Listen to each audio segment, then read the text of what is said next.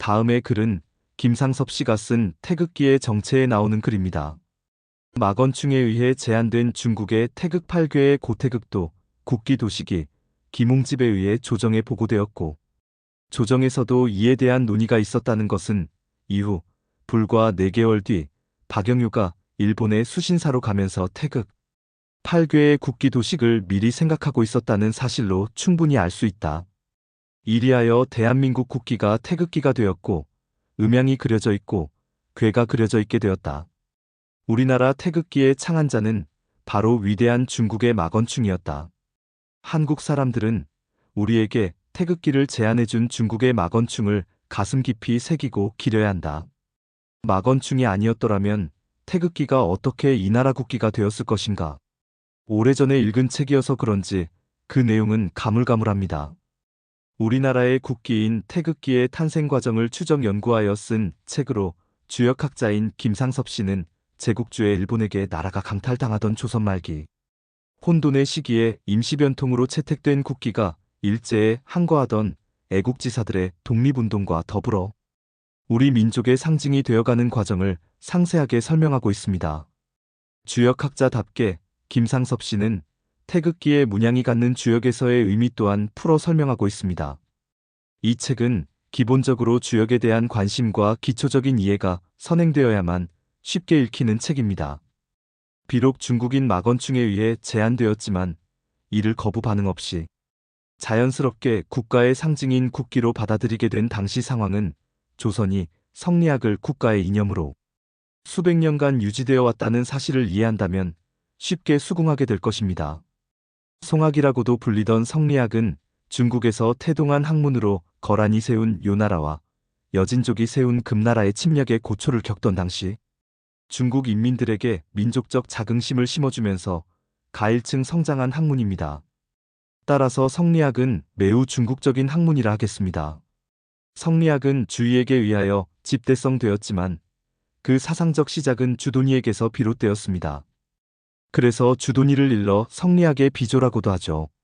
현재 전하는 주도니의 저작은 태극도설과 통설인데 그의 책을 통해서 그가 주역과 중용에 큰 영향을 받았다는 사실을 알 수 있습니다. 주역에서는 태극을 중용에서는 성 즉 성실함을 얻어낸 것입니다. 다음의 글을 읽어보며 이야기를 이어나가 보도록 하죠. 성균관대학교 출판부에서 펴낸 유학사상사 총서 시리즈 주도니 성리학의 비조에 실린 글입니다. 저자는 함현창입니다. 이상에서 보면 주도니의 태극도의 유래에 관한 논의들은 분명 태극도가 도교 혹은 불교의 영향을 받아 이루어진 것임을 직감할 수 있다. 그러나 다시 한번 생각해야 할 것은 주도니의 태극도가 태극선천지도를 모방, 개조했다는 것을 부인할 수 없다 하더라도 태극선천지도 자체를 상고하건대 이 역시 도교의 창작이 아니라 주역개사전을 크게 원용한 것이 틀림없다. 그렇다면 주의 입장에서는 오히려 도교의 태극선천지도가 유가철학의 영향으로 새롭게 탄생한 것이 주도니의 태극도라는 주장이 인정될 수도 있다고 하겠다. 결국 태극도는 도교로부터 가장 먼저 창안되었고 불교가 이것을 빌려 불교 교리를 설명하려 했다면 주도니는 도교와 불교의 제도를 유학적 입장에서 형이상학적이고 우주론적인 철학적 이론을 갖춘 그림으로 교정하여 변경시켰다고 할 수 있다. 긴 논의 과정을 꼼꼼히 읽고 정확하게 이해하기는 쉽지 않습니다. 아마도 다수 일반인들은 이 정도만 이해해도 충분하리라고 봅니다. 대략 도교 계통의 연구가들이 주역을 연구하면서 태극이라는 개념을 이끌어내어 구체화시켰고 이 태극을 통해서 우주만물의 형성 진행 과정을 이해했던 것입니다. 아마도 이를 음양오행에서 음양의 이치라고 할 것입니다. 송나라의 주의가 인도에서 온 불교와 자국 내에서 경쟁 상대였던 도교에 대항하기 위해 주역과 예기의 한 부분인 중용의 논리를 끌어다 쓴 것으로 보입니다. 그러나 당시 중국은 이미 불교와 도교의 세계관에 영향을 많이 받은 상태였습니다. 그리고 신유학을 통해 중화의 가치를 드높이려던 그들 또한 그러한 세계에서 예외일 수는 없었을 것입니다. 여하튼 송학 즉 성리학을 국가지도 이념으로 삼았던 조선은 태극 문양과 그 철학에 대해서 매우 친근함을 느끼고 있었을 것이며 조선 말기 격동의 시기에 태극 문양의 태극기는 자연스럽게 우리나라의 상징이 된 것입니다. 중국 측에서 태극기의 유래가 중국에서 기원했다고 주장한다면 우리는 이에 수긍해야만 합니다. 조금은 무안도 하겠지만 인정할 부분은 인정해야만 합니다.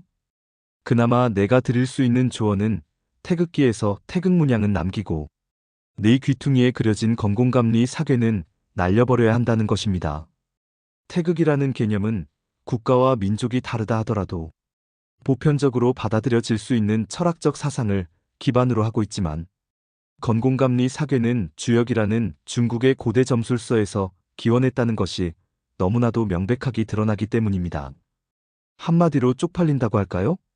또한 이후 남북이 통일된다면 태극 문양이 남북이 융화되는 과정을 상징적으로 설명할 수도 있기에 유익할 것이라고 봅니다. 참고 삼아 덧붙이자면 태극은 원래 흑백, 즉 검정과 하양으로 그려져야 합니다. 적색과 청색으로 그려진 것은 이치에 맞지 않죠.